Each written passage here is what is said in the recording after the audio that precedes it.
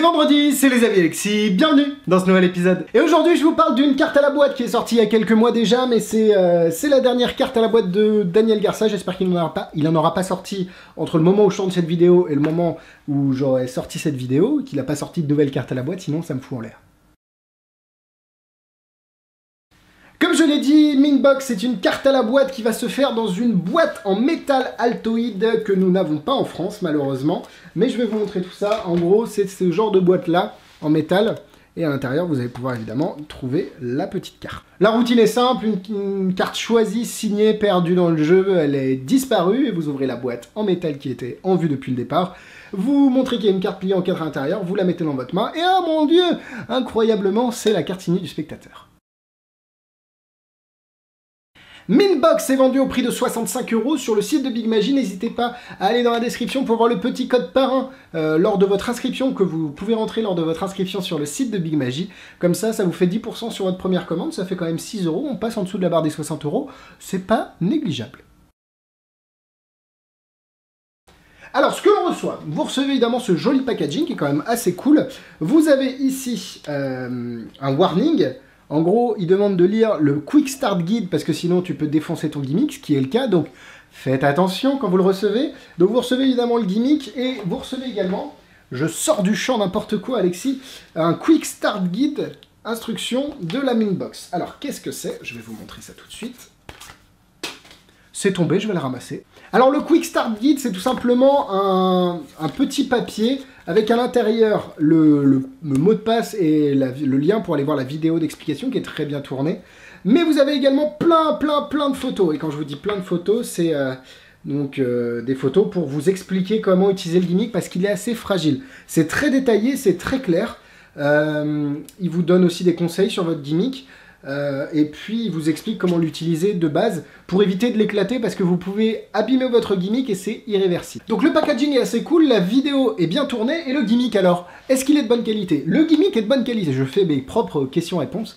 Le gimmick est de très bonne qualité, comme je l'ai dit auparavant il est fragile, mais il est vraiment de très réaliste et de très bonne qualité. Du coup je pense que c'est pas un souci à ce niveau-là. Si vous prenez soin de vos affaires, normalement, il n'y aura pas de souci avec la Mintbox. Mon seul petit point, c'est quand même 65 €, ça commence à chiffrer pour juste une carte à la boîte. Après, quand on regarde les Kennedy Box, elles étaient à ces alentours-là, enfin à ces prix-là, du coup, c'est dur un petit peu de placer ce genre d'objet, parce qu'il y a du travail au niveau de la fabrication, mais à côté, c'est vrai que c'est assez cher, du coup. Mais je pense que vous ne serez pas déçus par le fonctionnement, et c'est complètement utilisable dans la vraie vie.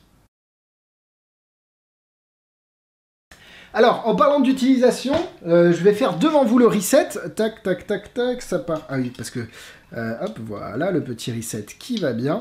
Du coup, l'idée, elle est simple avec... je fais le reset, vous voyez que ça prend 5 ou 10 secondes, et vous pouvez presque le faire devant les spectateurs si vous avez un détournement d'attention assez fort. L'idée, c'est que vous avez donc la carte choisie, signée. Vous montrez ici qu'à l'intérieur, oh mon dieu, vous avez une petite carte pliée en 4. En plus, je prends l'accent. Donc, ouais, je vous montre la carte. Et en fait, si on... Hop, ici. On peut la laisser dans la boîte, hein, si on veut, bref. On montre, hop, la carte. Et c'est évidemment la carte signée par le spectateur. Alors, évidemment, là, c'est pas une démonstration en tant que telle, mais je vous ai montré le moment où il y a le change qui se fait entre la carte qui est dans la boîte et la carte du spectateur. Du coup, voilà, c'est vraiment le moment crucial qui est important pour cette routine. Et c'est pour ça que je vous fais pas de routine plus globale avec une carte choisie, signée, etc. Passons au point négatif. Alors, comme je l'ai dit, c'est fragile. Je me répète encore 2 ou 3 fois, mais il faut quand même prendre en considération que ça coûte 65 € et que si tu fais un mouvement, tu l'éclates ton gimmick. Et tu ne peux plus l'utiliser. Du coup, faut aussi remettre les choses en perspective en se mettant à la place de quelqu'un qui a dépensé 65 € pour le gimmick. Il appuie malencontreusement dessus et il le pète. Et c'est pas réparable. Du coup, bah, ça fait cher pour quelque chose qui peut être facilement cassé. Et pareil, il dit que ça peut être examiné par le spectateur, ou en tout cas il le laisse subtilement passer. Je laisserai pas la boîte trop longtemps dans les mains d'un spectateur, même si pour lui elle est vide. Je pense que juste le fait de la montrer vide, ça suffit pour le convaincre que la boîte est normale, surtout que c'est juste une boîte à bonbons en métal. Et en France, même si on n'a pas ce type de boîte, bah c'est pas grave. C'est juste, enfin, Il y a tellement de boîtes qui existent que personne va tiquer quand il va voir la boîte en métal, franchement. Et le fait de la montrer vite suffit largement. Je ne pense pas qu'il faille la mettre dans les mains de quelqu'un. Apparemment, c'est tout, je pense. Hein. Allez, on va passer au point positif. La routine, elle est vraiment bien structurée. En tout cas, la routine principale, lui, il l'utilise de façon... Alors, parce qu'en fait, ta boîte, tu peux la voir vide, vraiment vide. Donc, il l'utilise de façon... vide, entre guillemets, au départ sur une carte qui a été forcée, je crois, et ensuite il fait une carte signée et il charge le gimmick en direct devant le spectateur. Mais vu qu'il y a le premier reveal de la carte dans la boîte, parce qu'il y a 2 fois la carte dans la boîte en fait, et ben il y a complètement une misdirection qui se fait et il peut recharger son gimmick facilement. Le gimmick, en parlant de lui, il est très bien fabriqué, vous avez vu que c'est vraiment réaliste quand là, on passe de l'état rempli à l'état vide, la boîte fait vraiment réaliste, du coup ben il n'y aura pas de souci au niveau du spectateur, mais c'est vraiment très propre, faut le noter. Dans ces cas-là, comme pour la Switchbox par exemple, je parle souvent de rétention de vision, d'aspect visuel du change, entre guillemets, et ben là il est très convaincant, surtout les mouvements qu'il explique. Alors il y a pas mal d'explications de mouvements dans la vidéo, de façon de passer de la boîte remplie à vide avec la carte dans la main. Et je pense qu'il y en a un petit peu pour tous les goûts, et même que vous allez développer vos propres façons de sortir la carte de la boîte. Du coup, c'est assez intéressant aussi pour la créativité et avoir des idées. Alors, pour réparer le gimmick, il va falloir du matériel qui est pas, en tout cas que je n'ai pas trouvé en France. J'en ai acheté 3 ou 4 sortes et ça n'existe pas comme ce qu'on a dans la boîte. Du coup, j'ai un ami aux États-Unis qui m'en a envoyé. Ça coûte vraiment pas grand chose aux États-Unis, mais en France, c'est pas trouvable. Du coup, si vous avez le bon matériel, ça reste relativement accessible au niveau de la fabrication.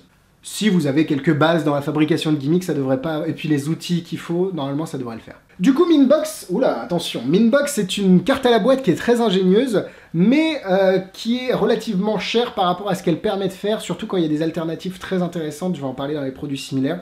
Mais ça reste un bon produit. Vidéo en français réalisée par Bibi pour vous expliquer comment utiliser la boîte pour les routines, etc.